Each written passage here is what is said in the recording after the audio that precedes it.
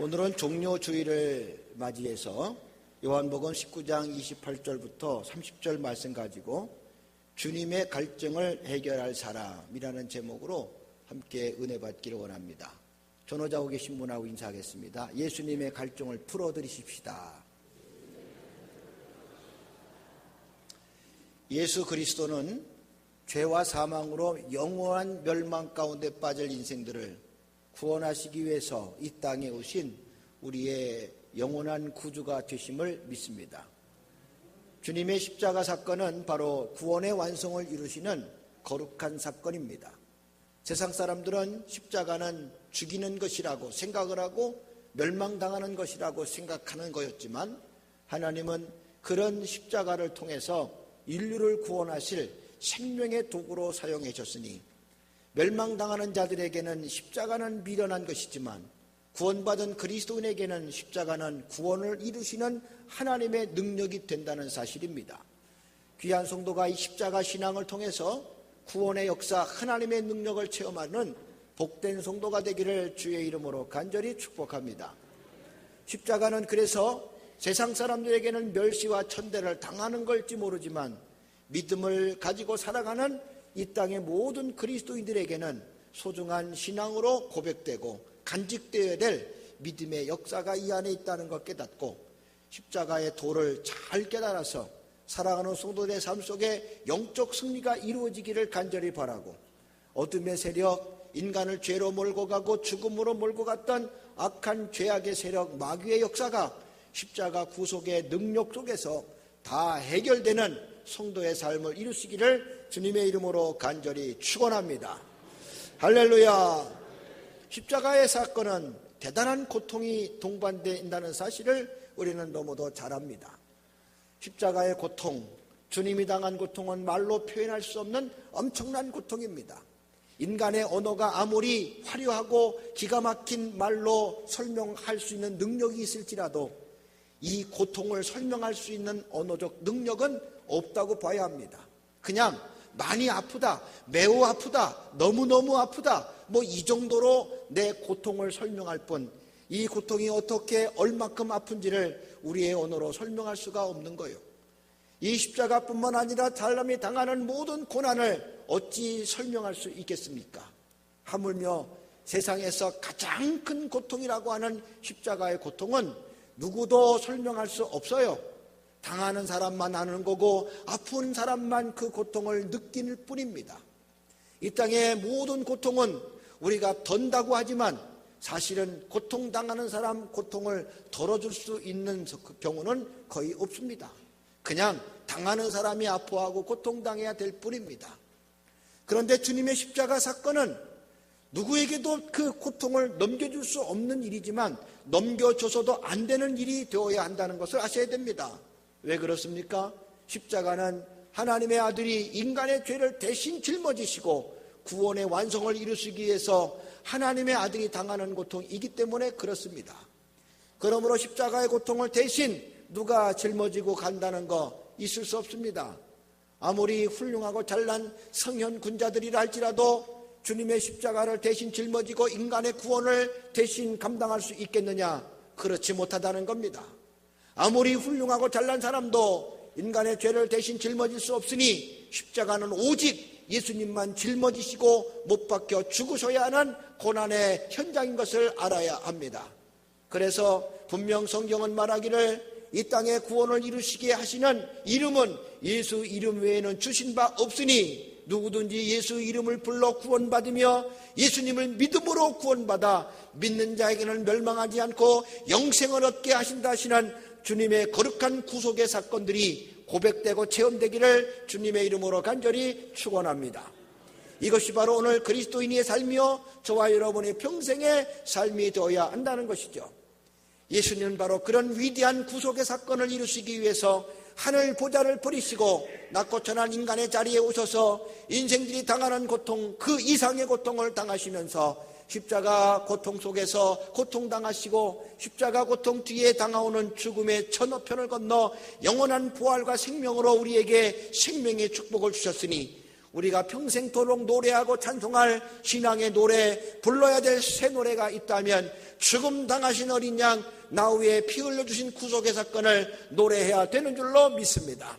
앞서간 성도가 그 하늘에 가서도 부를 새 노래는 구죽임 당하신 어린 양의 구속의 사건임을 말씀하고 있으니, 이 땅에 살아가는 그리스도인의 삶의 가장 중심의 신앙 고백이 있다면 예수님 나를 위해 피 흘리신 이 구속의 사건이 나의 노래가 되고 간증이 되어야 하겠습니다.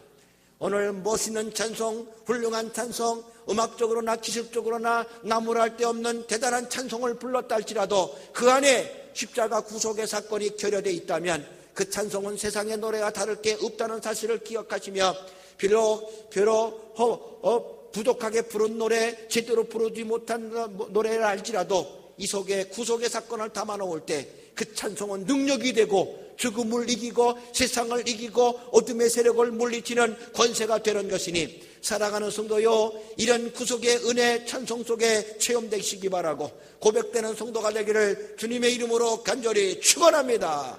할렐루야. 주님이 십자가에 올라가셔서 고통당하시는 과정, 한 시간적으로는 3시간에 걸친 그런 과정에서 예수님은 7번의 말씀을 하셨어요. 그걸 가리켜서 십자가 7원이다 해서 가상 7원 이런 얘기를 합니다. 예수님께서 십자가에 올라가셔서 어떤 말씀을 하셨는지 성경 복음서에 나와 있는 말씀을 잘 모아서 시간적으로 하셨던 주님의 십자가상의 7원을 우리가 보게 되는데, 순서적으로 보면 이렇습니다. 누가복음 23장 43절에 보면 옆에 있던 강도에게 주님이 하신 말씀입니다. 오늘 내가 나와 함께 낙원에 있으리라. 두 번째, 그 이후로 요한복음 19장 26절 보면 여자여 보소서 아들입니다 하면서 그 어머니에게 자기 자신을 소개하는 말씀을 하고 있습니다. 그리고 바로 이어서 제자들에게 말합니다. 보라 너희 어머니이니라. 이거는 예수님이 어머니를 제자들에게 부탁하시기 위해서 하셨던 말씀입니다. 그리고 나서 마태복음 27장 46절에 보면 이어서 하시는 말씀, 나의 하나님 어찌하여 나를 버리셨나이까. 엘리 엘리 라마 사막다니 하시는 말씀을 하셨습니다. 이어서 요한복음 19장 28절 내가 목마르다. 이어서 하신 말씀 요한복음 19장 30절 다 이루었다.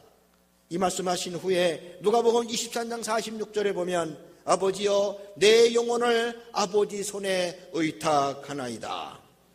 예수님의 7번 말씀, 십자가에서 하셨던 7마디의 말씀입니다. 이 말씀을 세 부분으로 나눠서 우리가 분석을 해본다면, 첫째는 예수님은 십자가에서도 고난 중에 계시면서도 그렇게 또 구원받을 강도와 불쌍한 늙은 어머니를 생각하시는 그런 사랑의 모습을 보여주셨다. 당장 같이 십자가에 못 박혀 돌아가실 그런 주님이 같은 형편에 놓이는 강도의 그 영혼의 때를 걱정하셔서 그에게 이런 말씀합니다. 내가 나와 함께 오늘 낙원에 있으리라.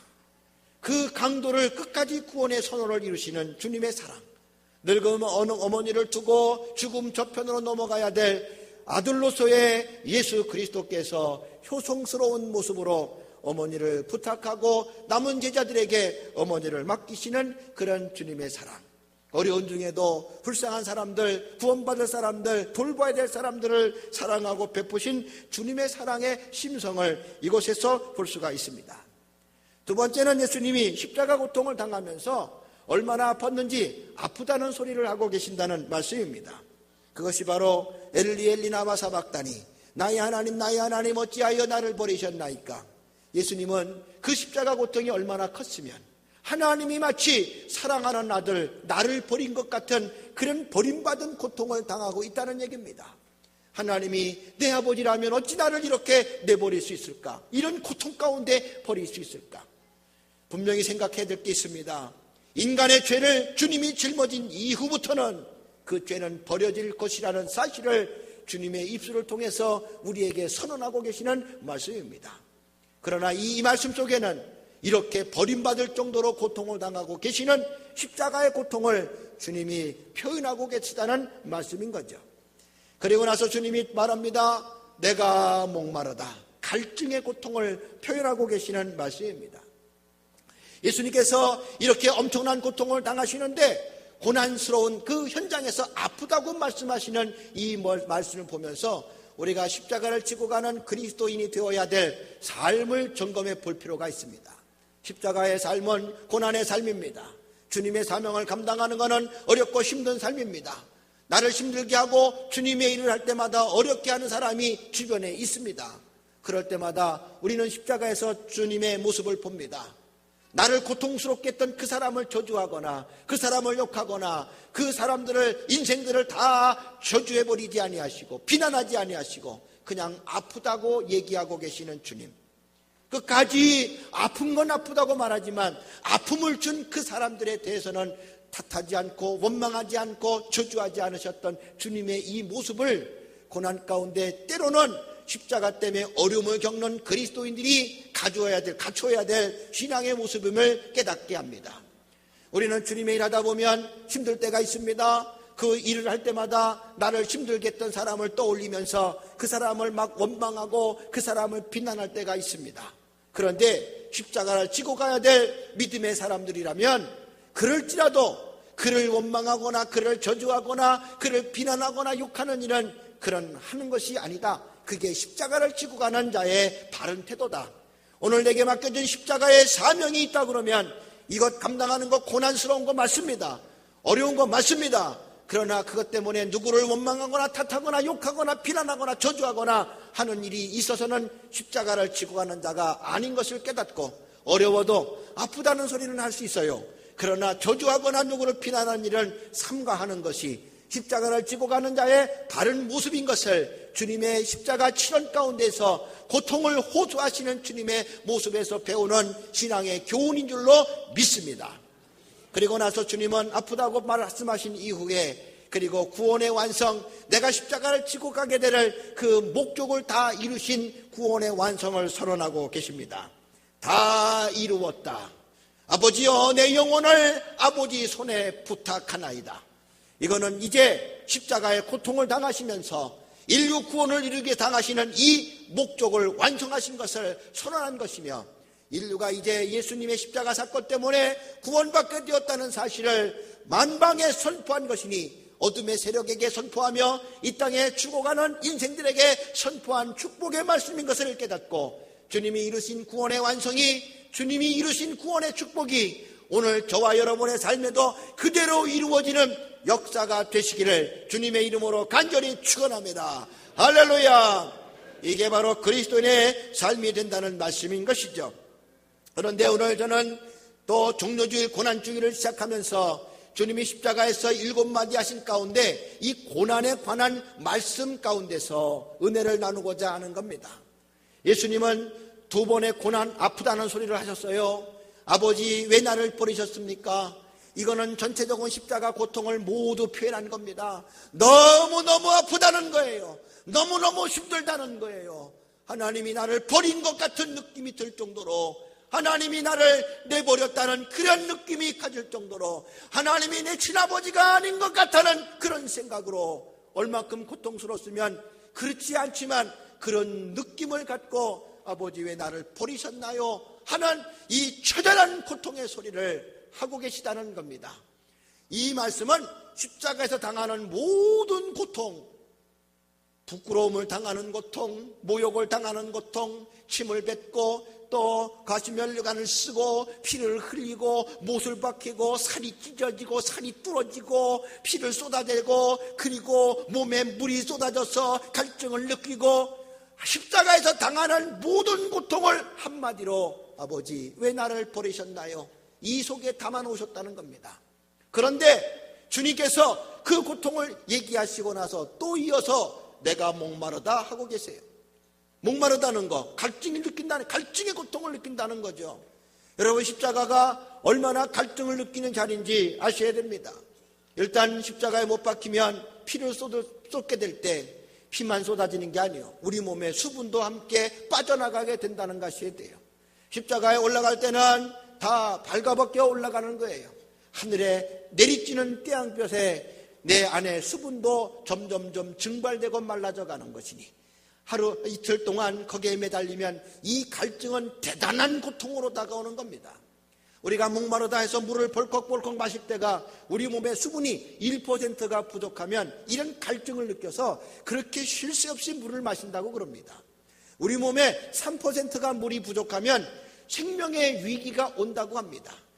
그러면 예수님이 지금 이 십자가에서 고통당하는 이 갈증의 정도는 최소한 3%, 아니 5% 내지 10%의 갈증을 느끼면서 당하는 대단한 고통, 죽음을 느끼는 그런 고통이었다는 사실을 알아야 되는 것이죠. 주님이 이렇게 십자가에서 목마른 고통을 호소하고 계시다는 얘기입니다. 그런데 주님이 뭘 특별히 하나님 왜 나 버리셨어요? 십자가에서 당하는 모든 고통을 아프다고 얘기하시고는 목마른 고통을 별도로 또 했었을까? 예수님이 째째하게 아프다는 걸 여러 번 하는 걸까? 아프다고 한 번 했으면 그만이지 뭘 아프다고 이것도 아프고 저것도 아프고 손가락도 아프고 발가락도 아프고 머리도 아프고 목도 마르고 이도 아프고 저래도 아프고 이렇게 째째하게 치사스럽게 한 번 십자가 지고 가신 분이 아프다고 한 번만 얘기하면 됐지 두 번, 세 번 얘기할 게 있을까? 여러분, 그런 뜻에서 주님이 말씀하신 게 아님을 믿으시기 바랍니다. 분명 예수님은 십자가 고통의 아픔을 토로했지만 그 고통 가운데서 갈증의 고통을 분리해서 표현하신 게 의미가 있다는 사실을 아셔야 되는 것이죠. 오늘 말씀 27, 28절 그 후에 예수께서 모든 일이 이미 이루어진 줄 아시고 성경을 응하게 하사 이르시되 내가 목마르다 하시니 아버지 왜 나를 버리셨습니까? 이 말씀하신 이후에 하신 게 내가 목마르다요. 근데 내가 목마르다고 하는 이 고통을 특별히 표현하신 이유는 성경의 말씀을 응하게 하려고. 그래서 시편에 목마르다고 하는 시인의 노래를 하나님의 아들이 통해서 이루게 하시려고. 그래서 성경의 말씀을 응하게 하시려고 목마르다고 하셨다는 얘기입니다. 그러니까 예수님은 이 얘기는 안 해도 되는 거요. 고통 가운데 있음을 아시고 하나님이 나 버리셨습니까? 이 한마디로 십자가 고통은 다 해결된 아픔을 표현한 건데 성경 말씀에 응하게 하시려고 내가 목마르다는 말씀을 하신 것에는 의미가 있다는 거예요. 29절 거기에 신포도주가 가득히 담긴 그릇이 있는지라 사람들이 신포도주를 적신 해면을 우슬초에 메어 예수의 입에 대니라. 목마르다고 하니까 사람들이 신포도주를 그 입에다 갖다 대서 마시게 했어요. 여러분, 십자가 고통은 누구도 해결할 수 없고 대신 짊어질 수 없고 그 고통은 누구도 덜어줄 수 없는 오직 예수님만 당하는 고통인데, 그런데 그 고통 가운데 예수님은 갈증의 고통을 분리해서 말씀하시면서 신포도주를 들어 마시고 갈증을 해결하신 사건을 볼 수가 있습니다. 그런데 예수님의 갈증을 누가 해결했습니까? 사람들이 신포도주를 예수님 입에다 갖다 댔다. 십자가 고통은 예수님만 당해야 될 고통이지만 그 가운데 갈증의 고통은 사람들이 해결할 수가 있다고 하는 사실을 보여주는 말씀입니다. 오늘 이 얘기는 십자가를 지고 따라가야 될 이 땅의 모든 그리스도인들이 십자가 고통은 예수님만 당하는 게 아니다. 예수님이 당하는 십자가의 고통을 사람들이 짊어지고 가야 될 부분이 있다는 사실을 말씀하고 있습니다. 갈증은 사람들이 해결해 주었다고 하는 분명한 얘기를 하고 있는 것이죠. 30절 예수께서 신포도주를 마신 후에 이르시되 다 이루었다 하시고 머리를 숙이니 영원히 떠나가시니라. 예수께서 신포도주를 마셨어. 갈증의 문제가 해결되니까 드디어 다 이루었다 하시고 아버지 내 영혼을 아버지 손에 부탁합니다 하시고 영원히 떠나가셨다는 얘기입니다. 여러분, 여기에 특별한 의미가 있습니다. 예수님의 십자가 고통은 계속됐지만 그러나 예수님이 십자가 고통의 완성을 표현하실 때 바로 갈증의 문제가 해결된 이후에 하셨다는 게 의미가 있다는 겁니다. 이 얘기는 십자가의 고통, 십자가의 사건, 갈증의 문제가 해결돼야 십자가 구원의 완성이 이루어진다는 뜻입니다. 그렇다면 예수님의 갈증을 해결한 게 누굽니까? 신포도주를 갖다 준 사람입니다. 신포도주를 들고 간 사람입니다.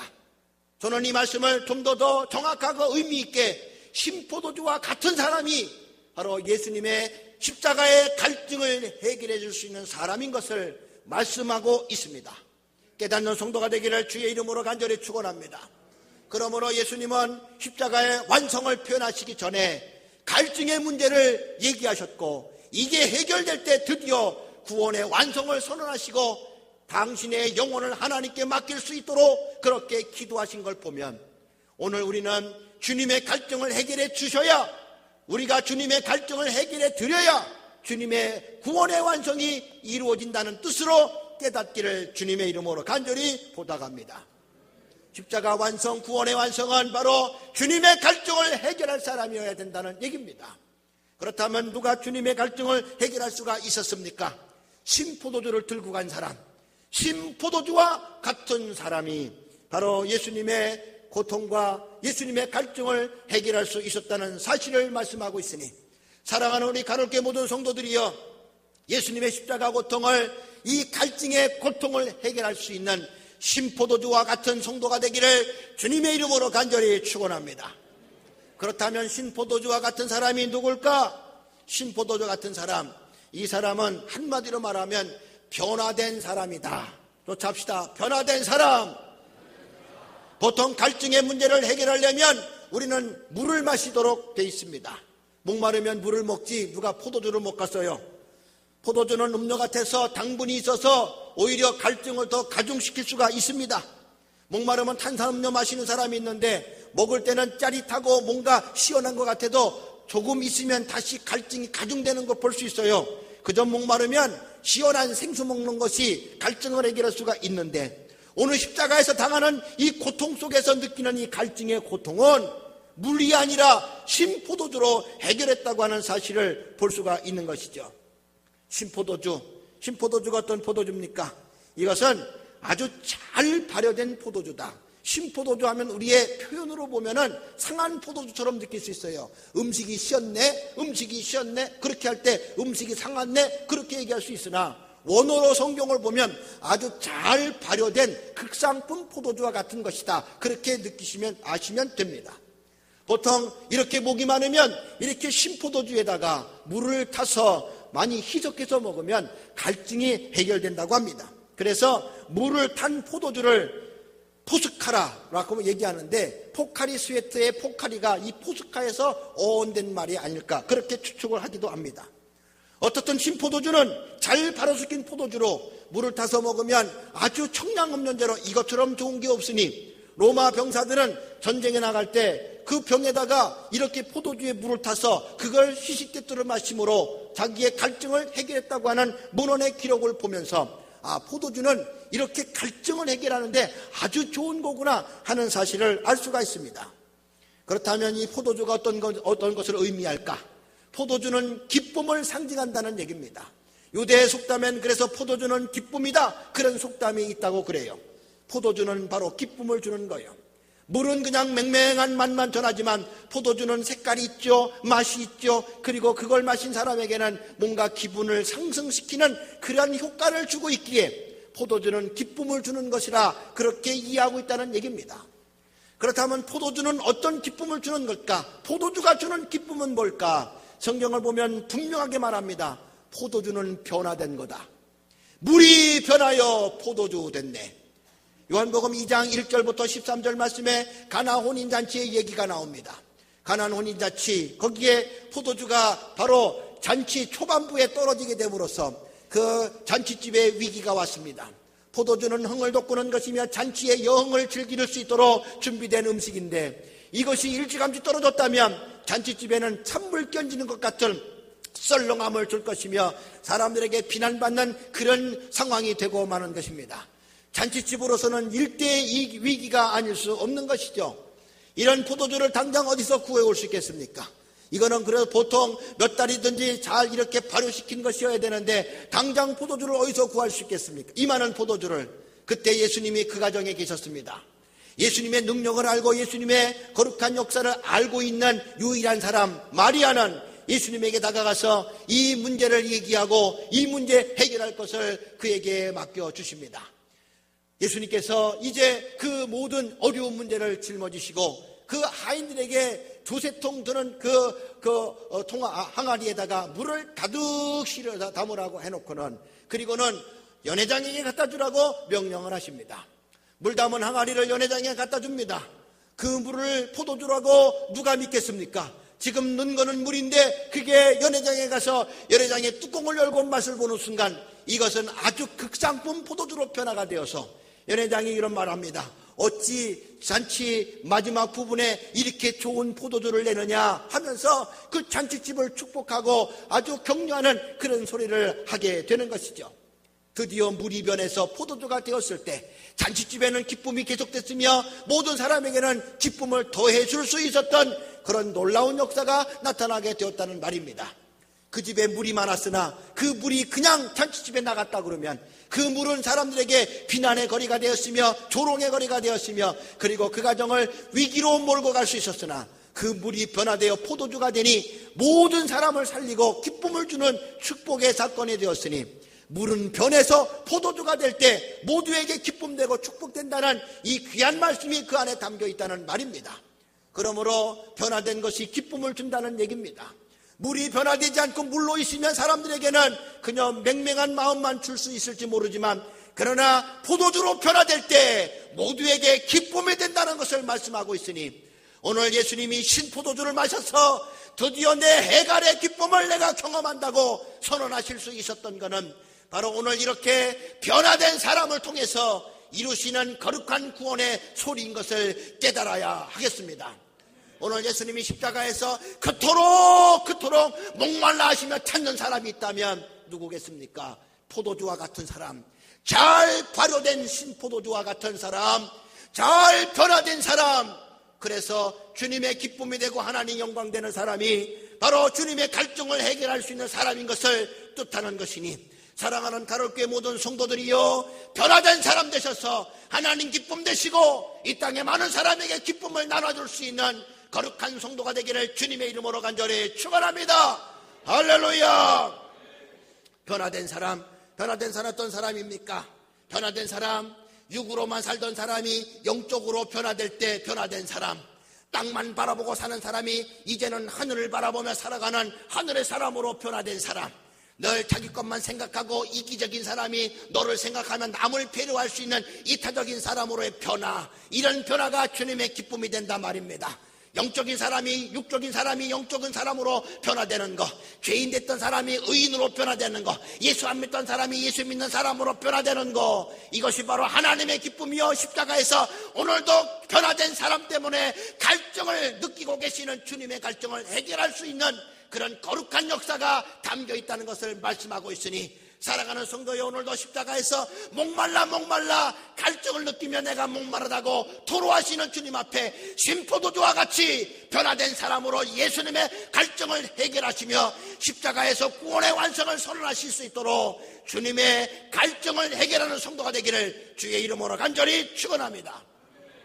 목회가 힘들다 하는데 사실 목회가 뭐가 힘들겠어요? 설교하는 게 힘들겠어요? 기도하는 게 힘들겠어요? 그게 내일이니까 힘들어도 힘들다 느끼지 않고 하는데 정말 힘들다고 느낄 때가 언제냐 하면 어제나 오늘이나 변화되지 않는 아무개 장로, 아무개 권사, 아무개 집사 쳐다보는 거, 이것처럼 힘든 게 없어요.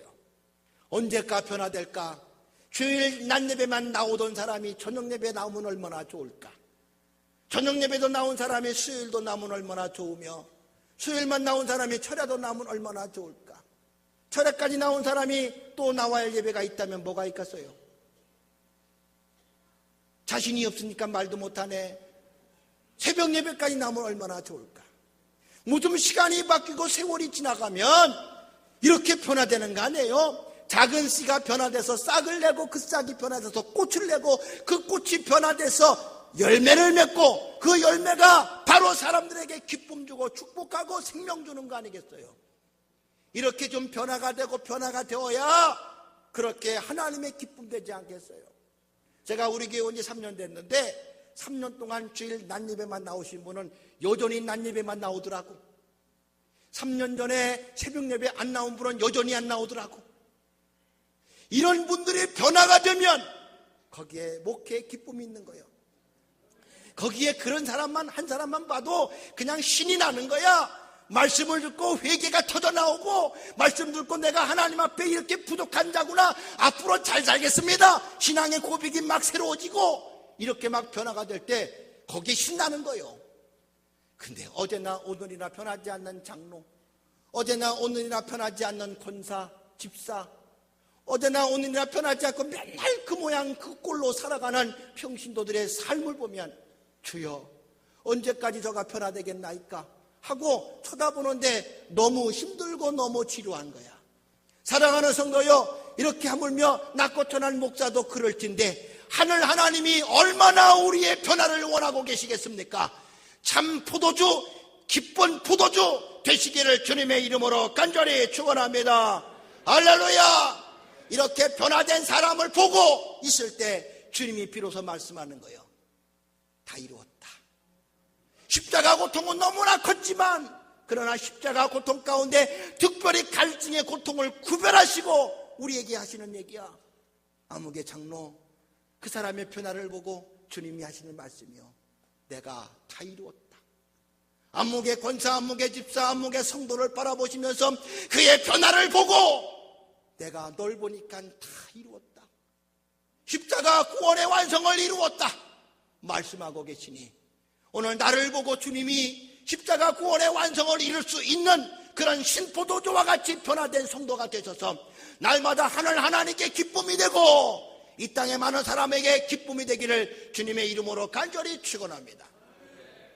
생전 예수 안 믿는 남편이 어느 날 예수 믿겠다고 아내의 손에 끌려서 나올 때 그 아내는요, 이것처럼 세상에 기쁜 게 없다는 거야.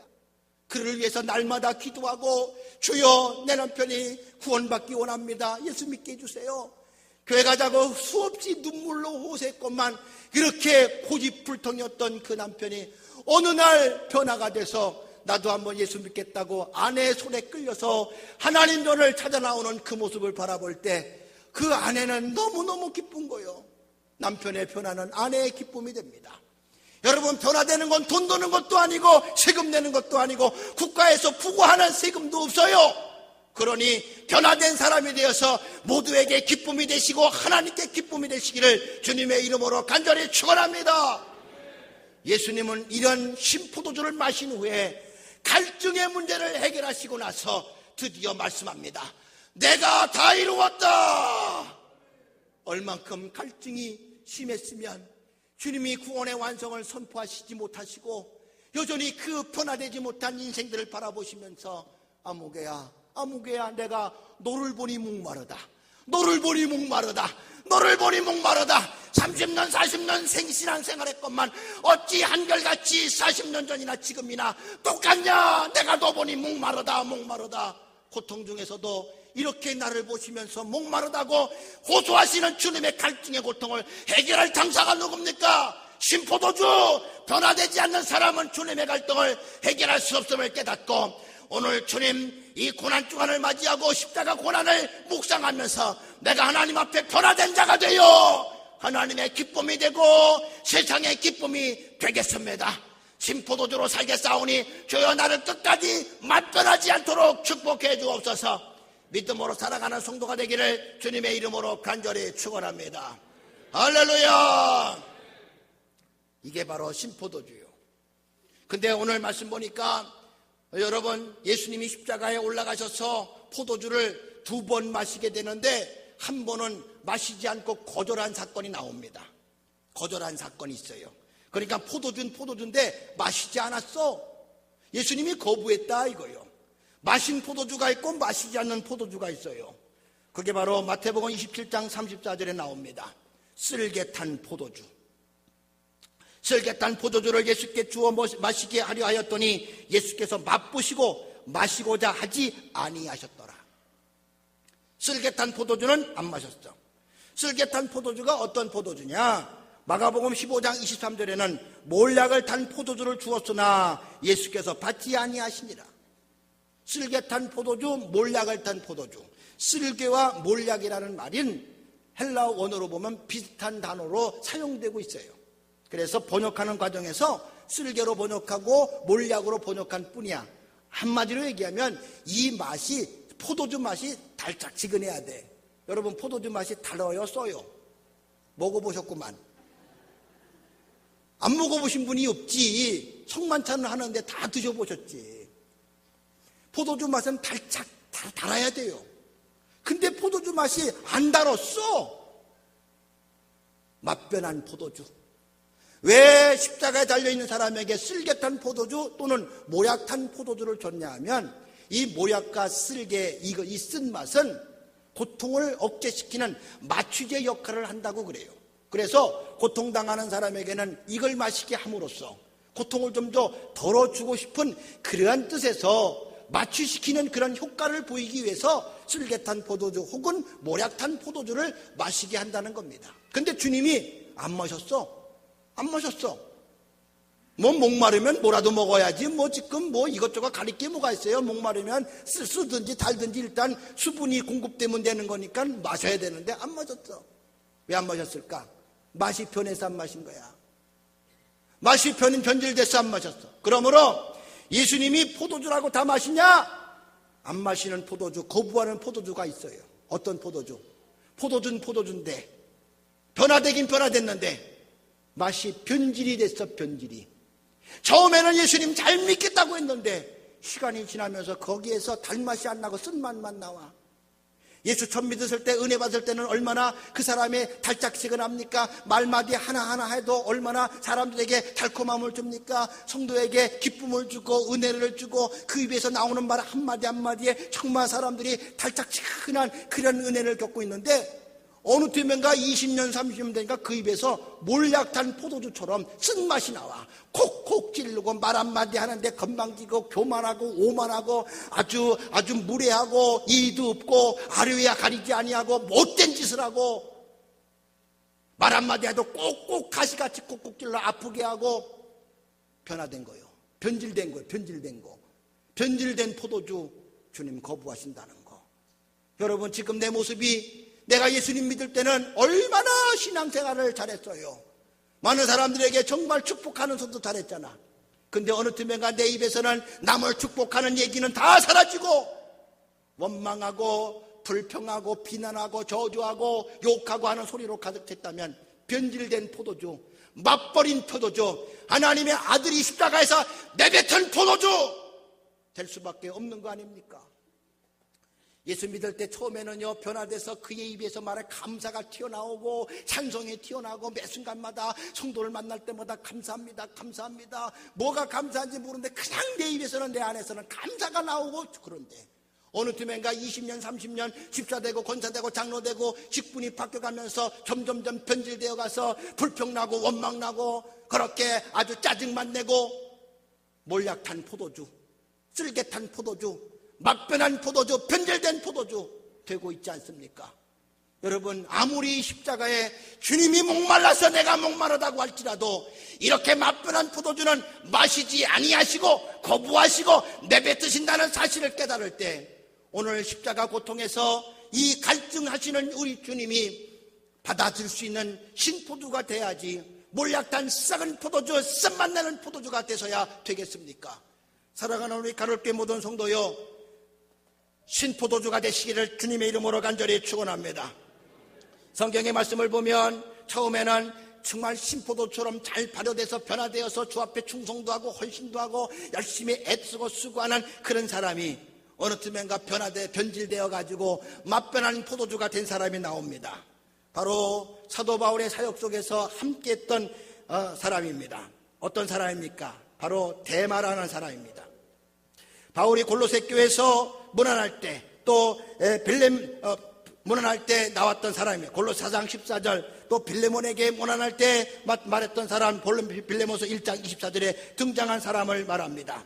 바로 이 사람을 얘기하는데, 이 사람이 처음에는 이렇게 바울의 그런 사역 속에 등장할 때 보니까 열심히 바울의 사역을 도왔던 사람이라 알 수가 있어요. 근데 이 사람이 사도 바울이 감옥에 갇혔을 적에 세상이 좋아서 세상으로 나가게 되었다는 것을 얘기하고 있어요. 디모데 후서 4장 10절, 데마는 세상을 사랑하여 나를 버리고 데살로니가로 갔더라. 처음에 데마는 예수님을 위해서, 바울을 위해서 헌신하고 충성하는 신포도주처럼 그렇게 아주 변화된 사람이었어요. 그런데 시간이 흘러가면서 세상이 좋아서 세상으로 도망간 사람, 쓸개탄 포도주, 맛변한 포도주, 변질된 사람, 안타까워하는 바울의 모습을 볼 수가 있어요. 데살로니가는 번성하는 번영하는 항구 도시입니다. 세상을 접할 수 있는 세상의 즐김, 세상의 재미, 세상에 노는 것 다 담겨있는 도시가 데살로니가입니다. 바로 데마는 처음에는 주를 위해 살다가 이렇게 나중에 데살로니가로 세상으로 나간 사람, 변질된 사람. 오늘 이런 변질돼서는 절대 안 되겠습니다. 또한 사도행전 6장 이하에 나오는 사도행전에 나오는 예루살렘 교회 집사들 가운데 니골라는 사람이 나옵니다. 니골라, 이 사람이 바로 예루살렘의 성령에 충만했던 집사였습니다. 근데 이 니골라가 사도행전 6장 이후에 언급되지 않더니 요한계시록 2장에 그 니골라라는 이름이 등장합니다. 니골라 당이라는 이름으로 등장하는데, 니골라 당이 뭐하는 당이냐 하면은 우상 숭배하고 하나님 반역하고 믿음 생활 반역케 하는 아주 이단의 괴수들이 모여있는 당이 니골라 당입니다. 니골라가 성령 충만했으나 그가 나중에 변질되어서 하나님을 섬기지 아니하고 세상을 섬기고 우상을 섬기는 그런 사람으로 맛변한 포도주가 되고 있음을 말씀하고 있는 것이죠. 이단이 뭡니까? 이단이 바로 처음에는 정말 예수님만 얘기하다가 나중에는 완전히 다른 예수를 얘기하고 거짓 예수를 말하는 맛변한 포도주 같은, 이 쓸개탄 포도주 같은 존재들이 바로 이단입니다. 요즘 CBS 방송국에서 신천지 이단에 대해서 이렇게 신랄하게 다큐멘터리로 방영하고 있는데, 우리 카페에도 올려놨으니 여러분 들어가서 못 보신 분은 한번 보시기 바라요. 그들 얘기가 뭐요? 처음에는 아주 그럴듯하게 달콤하게 얘기를 하지만 나중에 가서는 전혀 엉뚱한 소리하고 다른 소리 함으로써 그들이 신천지의 염증을 느끼고 회의를 느껴서 나오게 되었다는 얘기를 간증을 통해서 들어볼 수가 있습니다. 여러분, 맛변한 포도주는 주님이 거부한다는 거 아셔야 됩니다. 오늘 믿음 생활하면서 내 삶에 지금 변질되어 가고 있는 것이 없는지 돌아보시면서 주님이 늘 기뻐하고 만족해하는 신포도주, 하나님의 아들이 기뻐하시는 변화된 사람, 변질되지 않고 변화된 모습으로 하나님 앞에 쓰임받는 하나님의 만족을 이룰 수 있는 우리 가로교회 모든 성도가 되기를 주님의 이름으로 간절히 축원합니다. 할렐루야! 은혜 주신 하나님 앞에 찬송과 영광의 박수 올립니다.